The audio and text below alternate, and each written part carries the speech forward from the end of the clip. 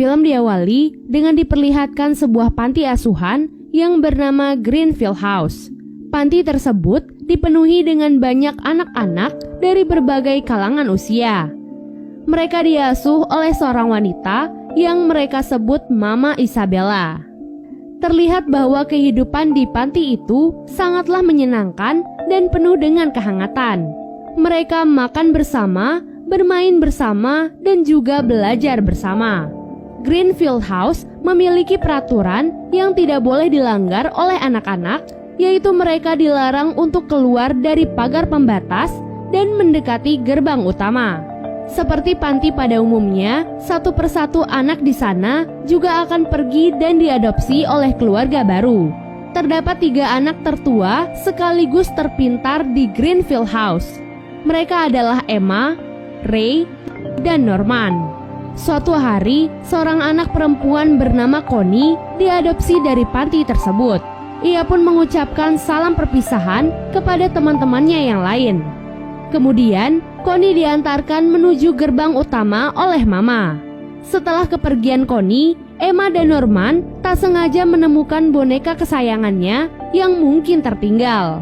Keduanya pun memutuskan untuk mengantarkan boneka itu ke gerbang utama. Di gerbang utama, mereka hanya melihat sebuah mobil.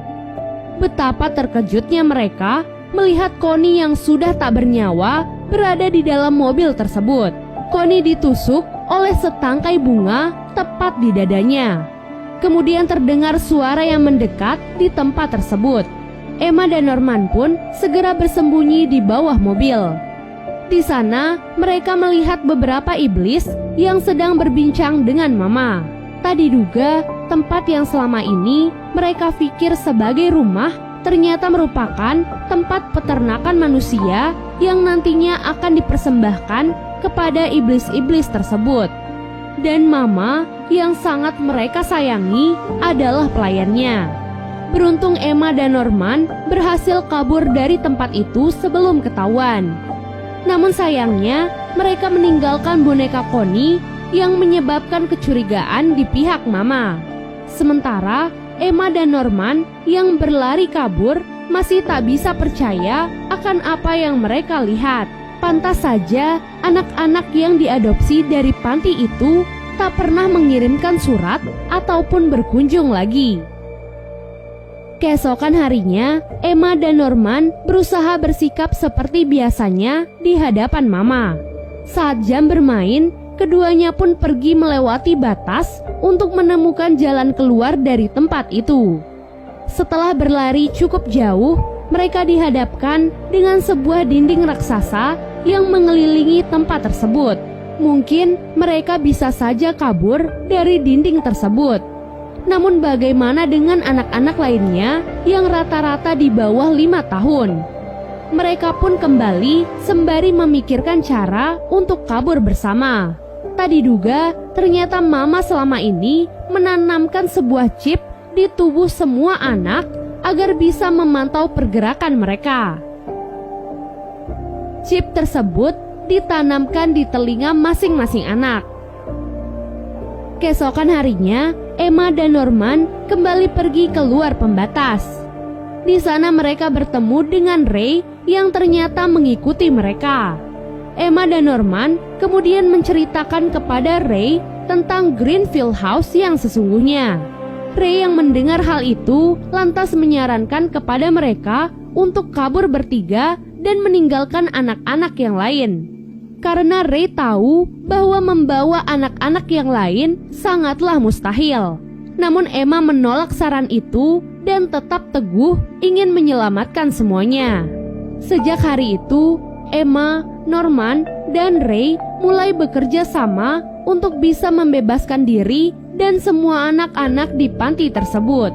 Saat sedang berdiskusi di perpustakaan, mereka menemukan kode yang terselip di setiap buku yang menuliskan bahwa mereka harus kabur dari tempat tersebut. Kode itu dikirim oleh seseorang yang bernama Minerva. Itu artinya di dunia luar ada juga orang-orang yang mendukung mereka. Keesokan harinya, Mama datang dan memperkenalkan pengasuh baru yang bernama Sister Crown. Tentu saja, Sister Crown didatangkan bukan untuk mengasuh mereka, melainkan untuk mengawasi mereka semua. Hari itu, Emma dan yang lainnya mulai melatih anak-anak yang lain dari segi fisik dan kemampuan berpikir mereka. Hal itu dilakukan agar mereka semua bisa kabur dari tempat itu. Kemudian, Sister Crown mendekati mereka dan mengajak mereka untuk bermain kejar-kejaran. Emma, Ray, dan Norman memanfaatkan hal itu agar bisa mengenali musuh mereka. Tak disangka, meski tubuhnya terlihat besar, namun Sister Crown ternyata memiliki kecerdikan yang cukup tangguh untuk menangkap anak-anak. Namun sayang, Norman dan Ray berhasil memenangkan permainan itu. Yap, kecerdikan dan kepintaran kedua anak ini juga tak bisa diremehkan. Di balik sikapnya itu, Sister Crown ternyata memiliki ambisi yang terselubung, di mana ia berniat untuk menjadi mama di panti tersebut dan menggantikan Mama Isabella. Oleh sebab itu, ia berusaha keras untuk mencari bukti dari pelarian yang akan dilakukan oleh anak-anak panti agar bisa dilaporkan ke pusat. Dengan begitu, Mama Isabella akan mendapatkan teguran dan dihukum mati.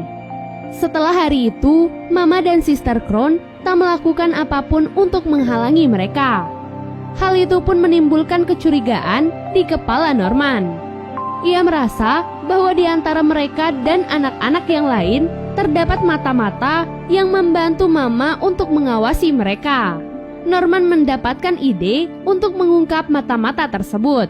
Pada malam harinya, mereka mengundang Don dan Gilda untuk datang ke perpustakaan. Di sana, mereka pun memberitahu Don dan Gilda kebenaran dari Greenfield House sekaligus mencari mata-mata di antara mereka. Norman memberitahu lokasi sebuah tali yang rencananya akan mereka gunakan untuk kabur kepada Don dan Gilda. Namun, Norman sengaja memberikan lokasi yang berbeda untuk Don dan Gilda. Keesokan harinya, rencana Norman ternyata berhasil. Ia pun mengumpulkan Emma dan Ray untuk mengungkapkan mata-mata tersebut. Bukan Don atau Gilda, namun mata-mata itu ternyata adalah Ray. Norman yang cerdas ternyata telah menipu Ray, di mana lokasi yang ia beritahukan sebelumnya hanya Ray dan Emma yang tahu. Ray akhirnya mengakui hal tersebut. Namun ia melakukan hal itu bukanlah tanpa alasan. Namun ia sengaja menjadi mata-mata untuk upaya pelarian mereka.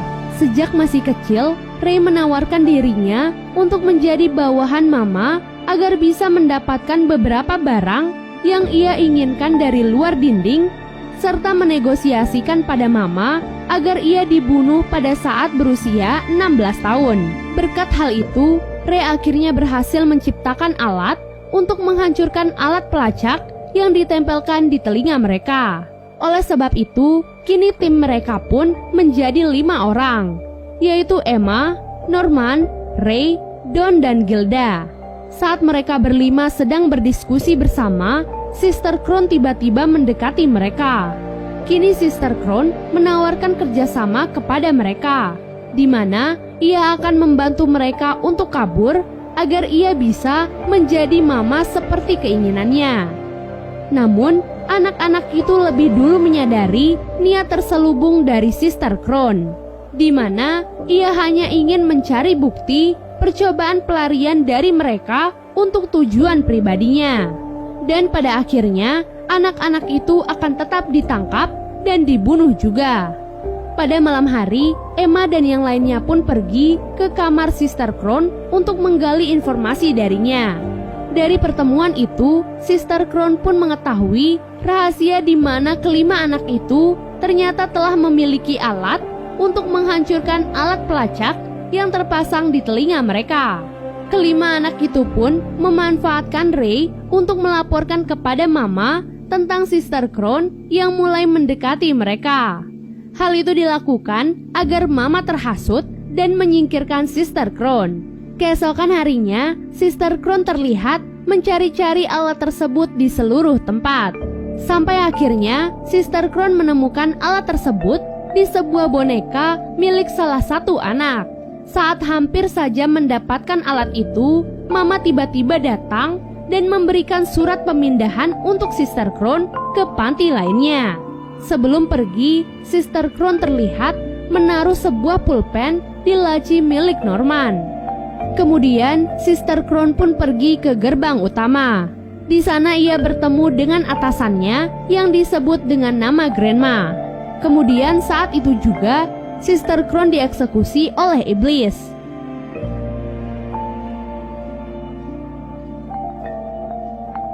Keesokan harinya, Emma dan Norman memutuskan untuk pergi memanjat dinding untuk melihat-lihat jalan yang bisa mereka lalui saat kabur. Sementara itu, Don, Gilda, dan Ray akan bertugas untuk mengalihkan perhatian Mama. Namun Mama ternyata sudah lebih tahu tentang rencana itu. Sehingga ia pun menyekap Ray di dalam kamar dan berlari mengejar Norman dan Emma. Dan benar saja, Norman dan Emma tertangkap basah di depan dinding. Emma pun segera menyuruh Norman untuk kabur meninggalkannya, sementara ia akan menahan Mama. Tak diduga, Mama dengan tega mematahkan kaki Emma begitu saja. Karena hal itulah, Norman dan Emma pun akhirnya gagal. Dengan terburu-buru, Mama memberitahu mereka bahwa yang selanjutnya dieksekusi adalah Norman. Emma dan yang lainnya sangat terpukul mendengar hal itu. Ditambah sekarang, Emma tak bisa bergerak karena kakinya yang patah. Akhirnya, pada hari eksekusi, mereka meminta Norman untuk kabur sendirian dan menunggu mereka di atas dinding sampai Emma pulih kembali. Dan benar saja, hari itu Norman pergi melewati batas dengan membawa beberapa perlengkapan. Terlihat Norman berhasil sampai di atas dinding. Emma yang mengira Norman telah kabur terlihat cukup tenang. Namun tak diduga, Norman malah datang kembali begitu Mama mencarinya. Hal itu membuat Emma dan teman-temannya cukup kecewa dengan tindakan Norman. Sebelum dibawa ke gerbang utama, Norman menggambarkan sketsa dinding yang telah ia telusuri. Norman melakukan hal itu agar teman-temannya bisa kabur dari tempat tersebut. Sebelum benar-benar pergi, Norman mengucapkan salam perpisahan kepada teman-temannya dengan berat hati. Dan Norman akhirnya dibawa ke gerbang utama oleh Mama.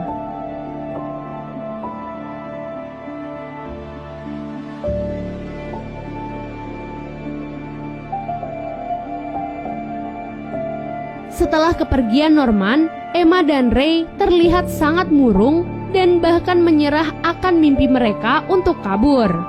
Setelah 2 bulan lamanya, mereka tak melakukan usaha apapun. Kini tibalah giliran Ray untuk dieksekusi.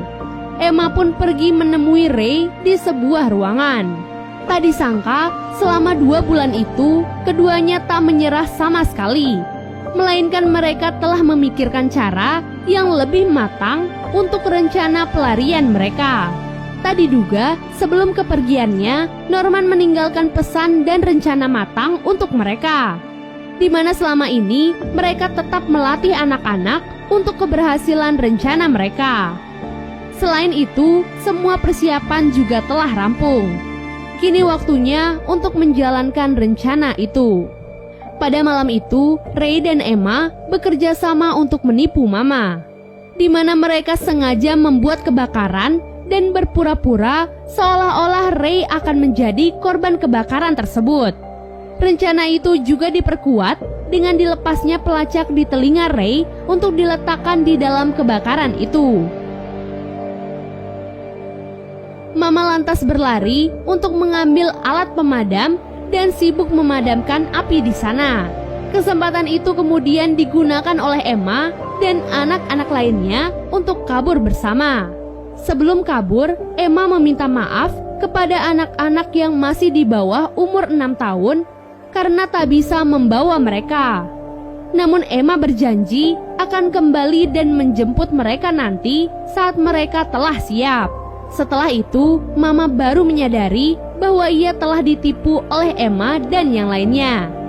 Mama pun segera berlari mengejar mereka dan menginfokan kepada peternakan yang berada di luar dinding untuk mengepung anak-anak tersebut di jembatan penyeberangan. Namun Norman ternyata cukup cerdas untuk mengetahui taktik itu, sehingga ia menuliskan rencana agar teman-temannya tak melewati jembatan, melainkan melewati jalan lain, di mana mereka harus melewati sebuah tebing dengan menggunakan tali bantuan. Dengan kerjasama dan latihan mereka selama ini, anak-anak itu pun satu persatu mulai melewati tebing tersebut. Sampai saat tersisa giliran Emma untuk menyeberang, Mama datang dan menghampirinya. Mama mempengaruhi Emma agar tidak pergi dari panti. Ia berkata bahwa di luar sana tak ada kehidupan yang lebih baik selain di Greenfield House. Namun, Emma dengan lantang berkata bahwa jika tidak ada kehidupan, maka ia dan teman-temannya yang akan membuat kehidupan itu. Saat menyeberang, Mama sebenarnya bisa saja memotong tali yang dilewati oleh Emma. Namun karena rasa sayangnya, Mama tak bisa melakukan hal tersebut.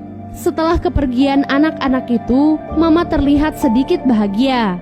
Karena di dalam lubuk hatinya yang terdalam, ia sebenarnya menginginkan kehidupan yang lebih baik untuk anak-anaknya itu.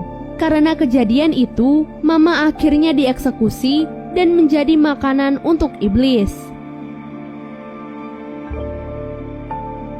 Dan film pun selesai.